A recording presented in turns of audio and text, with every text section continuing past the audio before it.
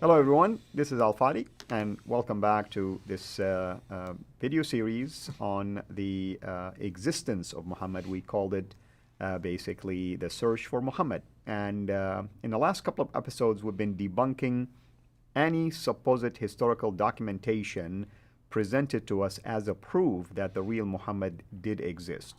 Today is no exception. We will continue along the line of debunking additional historical documentations or supposed historical documentation that is the intent behind them is to prove that a character or a person by the name Muhammad, as we know him from the traditional sources, did exist at that time when these documents were written. With me here, of course, Dr. Jay Smith.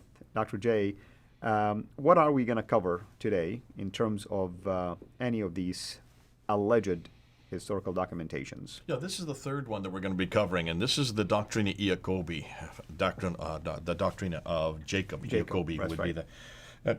It's a document that, to me, is rather desperation. This is a sign of desperation on the Muslim side. They're looking for anything. They are striving strenuously to find any reference for their prophet. They have to, and they can't. And so that's why they're looking at these other documents to try to suggest maybe that these other people who are being impacted by Muhammad, you have to be impacted by him because he controls so much of the land, and certainly the Jews and the Christians would be impacted by him, to say nothing of the Sassanids and possibly even the Byzantines. And so there must be something written about him. So they've come up with this doctrine, the Doctrina Iacobi, which supposedly is written in 634. And let's go to the slide and let's unpack it there. You can see a picture of me smiling and pointing at it. This is from that video that I did on it earlier this year. And I had to go through each one of these and debunk them video by video by video by video, like something we're doing now. Right. And this is a Greek Christian polemical tract written in Carthage, which is today Tunis or Tunisia. That's right. But written in North Africa, but written in Palestine by a Christian apologist. Put that under your cap. So you can see this is going all over the place. Notice all those places are up north. None of these are down in North the Africa, Hijaz or in the what we know as Mecca and Medina. It refers to a Saracen prophet, okay? So, that must be Muhammad, because who is a Saracen prophet but Muhammad himself, with a sword? That must be him, because Muhammad used a sword. At least they're admitting that he used a sword, who has keys of paradise. Now, on face value, someone with a sword who claims to be a prophet with the keys of paradise, it must be Muhammad, because this is the only man that would have the stature or the background or the historicity and would claim to be a prophet. Without thinking, anybody who had a sword in those days claimed to be a prophet. That was the going thing. That's what you always do to give yourself notoriety, and you give yourself authority. There's case after case after case where this is the case. But is this Muhammad? I have some problems. Let's look at the slide again. This Saracen prophet can't say the Christ who was to come, because look at chapter 33:40, it's Muhammad is the last prophet. So how can he talk about the Christ who is to come? That contradicts the Quran right there. So nobody who really had looked at the Quran carefully would have said this, right? This is talking about the second coming of Christ, that of course any Christian would have said, but not a Muslim, if there were any Muslims that early. Secondly, it assumes that Muhammad is alive in 634 when this was written. We thought, and according to the traditions, he died in 632. So he's come back to life again? Thirdly, this prophet has the keys of paradise, which completely confronts the Islamic tradition. We'll get to that, come back to that. Fourthly, this prophet fits a Judeo-Christian monotheist background, obviously not an Arabist Muslim background.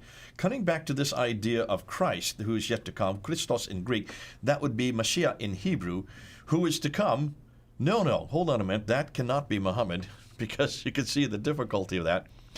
This would not be somebody. Why would he be talking about himself who's yet to come? Obviously, this is talking about the Christos who is in the Bible that's yet to come again. This would be the second coming. Again, obviously, this is from a Christian background.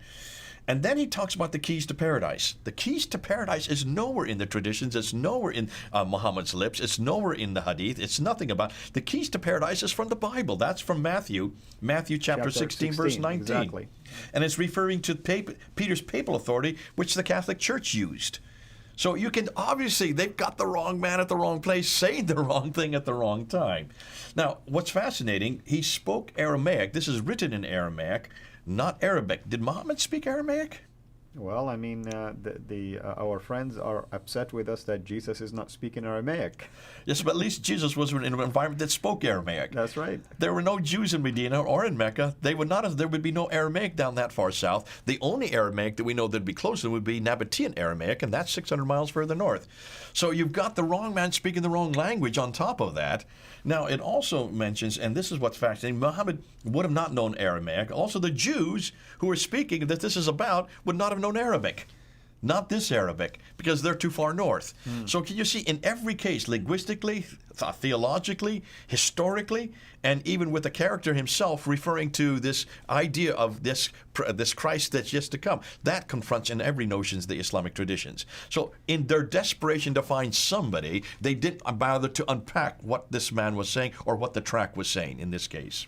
So what's the conclusion? Let's go back to the slide. There is no reference to the name Muhammad, first of all. It's just a prophet. No reference to this prophet being a Muslim. It doesn't refer to himself as a Muslim or belonging to the religion Islam, nor any reference to the city of Mecca in this, nor of his book Quran. Those are the 5 things we're always looking for that should give pretty much a identity marker that this is Islamic. He could be almost anybody. Sounds more like an Arab Christian brigand who is there with the sword. He is using that right, left, and center, employing the status of a prophet like they all did. They all consider themselves to be prophet to gain himself more credibility and authority. There's just nothing Muslim about him. Now, before we move on to the next category, which is looking at the Quran, I want to talk about one other piece of document, and that's the writings of Sabaeus. Sabaeus is a Christian cleric, well-known, who is at that time writing around 660, 670, so he's during the time of Muawiyah, and he's writing about this character named Muhammad in Jerusalem. There's the name we're looking for. Until you realize, as we're going to find out, there was a guy named Muhammad who did live that far north. Not in Jerusalem, but he did live in Iraq. And it looks like this is who he's referring to.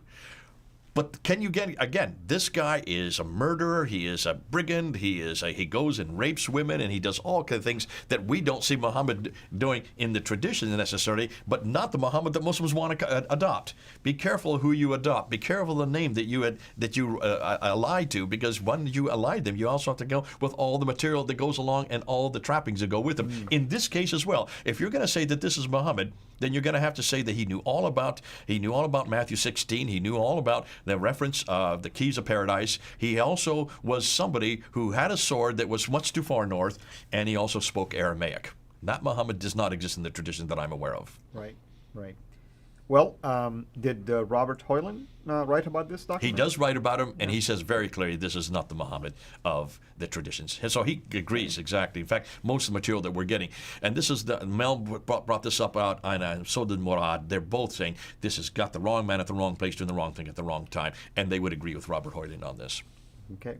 What else? Now, next thing we're going to do is looking at the Quran itself, because there are 4 references to him. So we'll go ahead and do that episode, unpacking him and seeing who is this character that is in the Quran. Wonderful. Thank you so much, brother. Thank you, everyone, for joining us. Until we meet you next time, have a blessed day. Thank you so much for taking the time to watch this video. We can't make these quality videos without the help of partners like you. So please consider becoming a Patreon supporter today at patreon.com/Sira International.